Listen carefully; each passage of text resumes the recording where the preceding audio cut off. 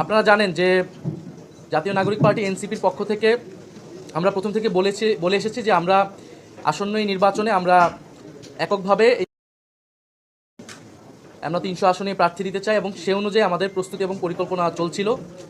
আমরা সারা দেশ থেকে মনোনয়ন আহ্বান করেছিলাম যারা প্রার্থী হতে চায়।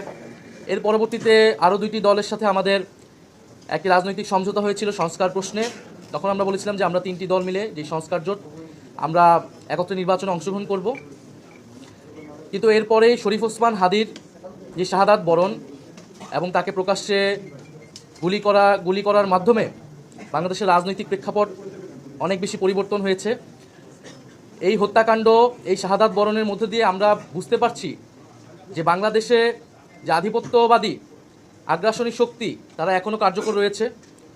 গণ অভ্যুত্থানের মধ্যে দিয়ে যাদেরকে আমরা পরাজিত করেছিলাম তারা এখনও চক্রান্ত করছে নির্বাচন বানচাল করার জন্য। তারা চক্রান্ত করছে এই যে সংস্কার এবং নতুন বাংলাদেশের অগ্রযাত্রা সেটাকে ব্যাহত করার জন্য, এবং তারা চক্রান্ত করছে এই জুলাই প্রজন্মকে নিঃশেষ করে দেওয়ার জন্য।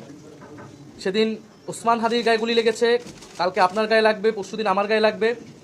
কারণ প্রথম এবং প্রধান টার্গেট করা হচ্ছে এই জুলাই গণ অভ্যুত্থানে যারা অংশগ্রহণ করেছে সারা দেশের তরুণরা, নাগরিকরা, শহীদ পরিবার, যারা আহত যোদ্ধা রয়েছে।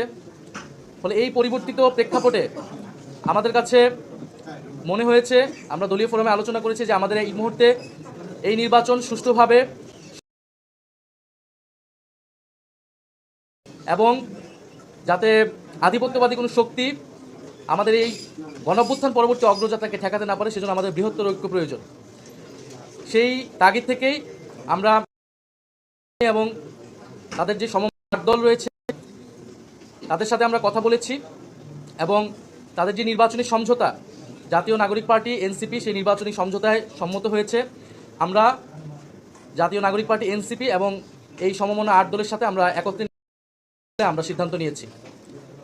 দ্বিতীয় বিষয়টি এই নির্বাচনী সমঝোতা এটি একদিকে যেমন নির্বাচনী বৈতরণী পার হওয়ার জন্য, অন্যদিকে আমাদের যেই এনসিপি প্রথম থেকে সংস্কার বিচার প্রশ্নে আমরা কাজ করে যাচ্ছিলাম, সেই সংস্কার বিচার এবং আধিপত্যবাদ বিরোধী, দুর্নীতি বিরোধী এই বিষয়গুলোতে আমাদের ন্যূনতম কর্মসূচিও থাকবে।